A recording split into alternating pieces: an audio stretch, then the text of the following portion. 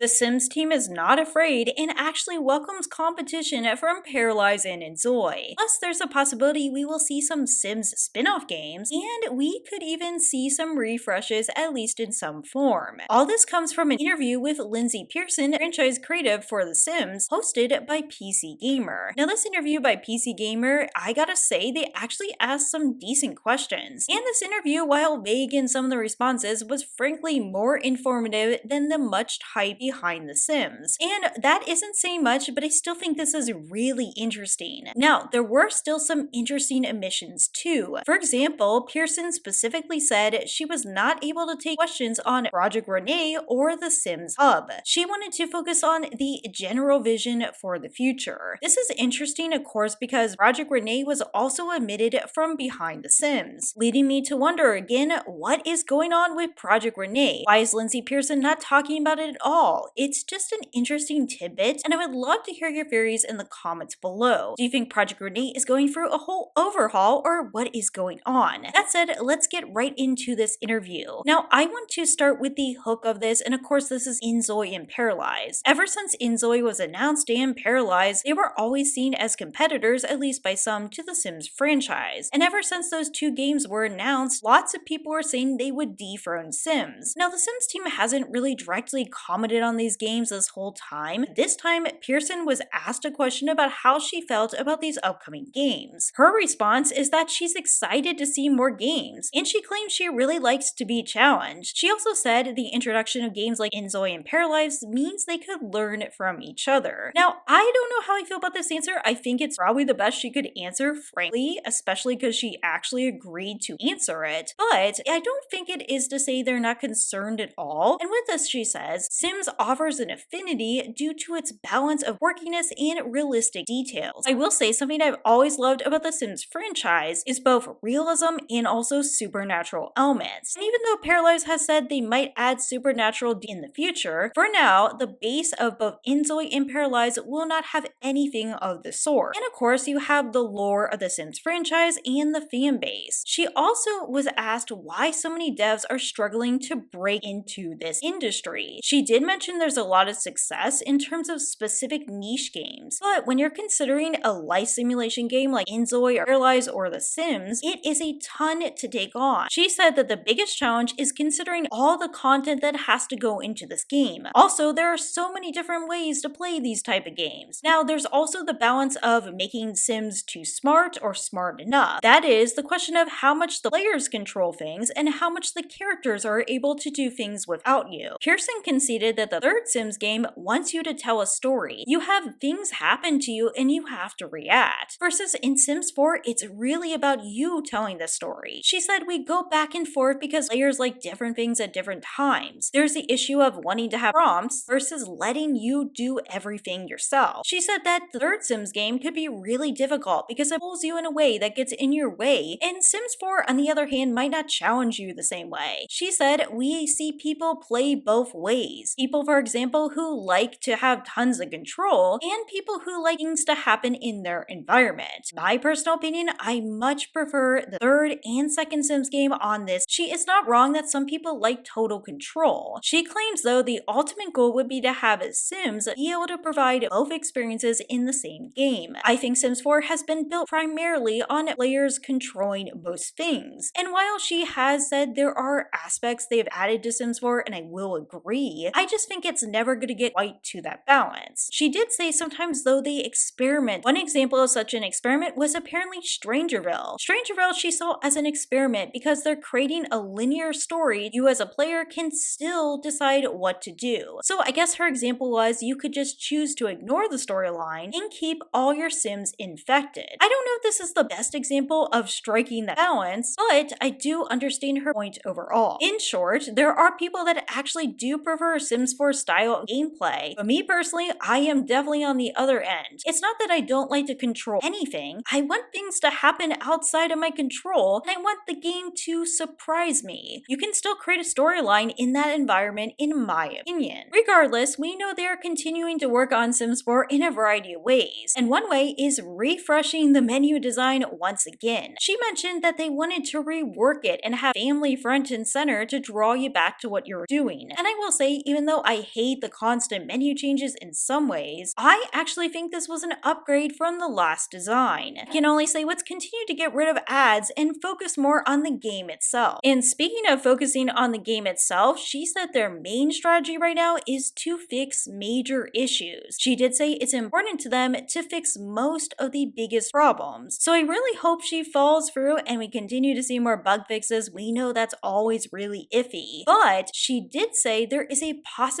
there could be a bigger shift coming. They are continuing to audit what does the game need year to year. She did mention in a year or 2 years, so we'll see how long Sims 4 goes on. And as far as refreshes, she actually didn't say full pack refreshes, and this does not surprise me. However, she did mention revisiting certain features. So in other words, I still don't know they're really going to do any full pack refreshes. In fact, Agru a couple years ago now said there were no more refreshes on the table after Spa Day, but you never know, they could change their mind, and she didn't really say yes or no towards the full pack refreshes. Rather, she said they are still interested in overhauling certain things. This is probably one of the most vague sections, unfortunately, but at least it sounds like they have something up their sleeves, and hopefully it is positive. And honestly, they do sometimes surprise me. They surprise me with decisions such as refreshing the townie homes. When they refreshed the townie homes, the idea was they wanted to look back at what they had created in the beginning and use tools they did not have at the time. And they didn't know what families would gain traction with players. What they did was study how players interact with different townies, decide what personalities based upon how players interact, and based upon this, they redesigned the homes. Now, honestly, this is a little bit strange. On one hand, it's great to pay attention to what players are doing. On the other hand, they should know for themselves what the identity of these townies are. I feel like it's a little strange to have players determine who these townies are and then houses based upon that, versus have it in the root of the game. But then again, that goes back to the problematic origins of Sims 4 in the first place. One aspect that was really clear from this interview is they want to continue to expand the franchise. Of course, My Sims existed before, but introducing it to Nintendo Switch and now apparently Windows as well, she said they wanted to broaden the approach so anyone can come to The Sims. She did specifically mention younger kids, while also mentioning, of course, anyone can play My Sims. Now, this is my argument. If we have My Sims for younger kids, why are we marketing Sims 4 for younger kids? My argument is we shouldn't have to market Sims 4 for younger kids too, because we have a game to appeal to them. That aside, however, we could also see the return of spin-offs. Apparently, they weren't even considering this, but now they are. Pearson said they were surprised by how many people were interested in My Sims, and she hopes it allows an opportunity for more spin-offs. Now, does this mean they are going to bring back older games or even create new spin-offs? I don't know for sure. Also, the fact that she said she hopes that there will be spin-offs means that there's probably not anything in the works right now. She did also mention a lot of people in the studio worked on past Sims games, and this gives them an opportunity to maybe revisit that. Personally, I think it would be great to bring older games back in general, but I would be open to a spin-off game if it was really well done. Now, I want to end on two different notes. One is why scenarios and aspirations are the way they are in Sims 4, and also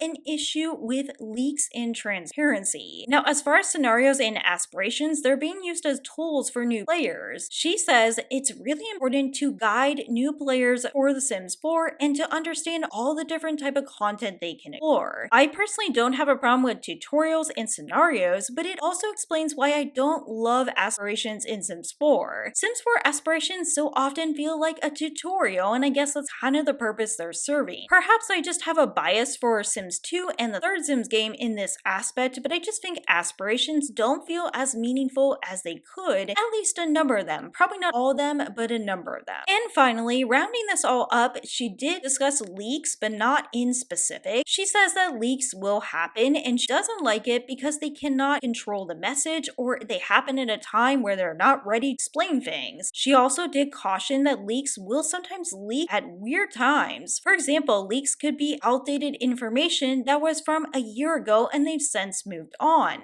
It can also be leaks about things they are experimenting with and not really be their full product. And certainly, I think she's talking about the Rene leaks, but I still honestly don't know what to think about Project Rene because I mostly am getting negative impressions. The messaging has been confusing, and frankly, we haven't heard them talk about that for such a long time. Overall, Overall, it was actually a pretty interesting interview. Yes, there were some areas there wasn't lots of detail. However, the possibility of refreshing more content in Sims 4, as well as maybe getting some spin-off games or even older games back, things I do think are somewhat intriguing. So let me know what you think about all this in the comments below. As always, I appreciate you so much. Please take care, and I'll see you in the next one.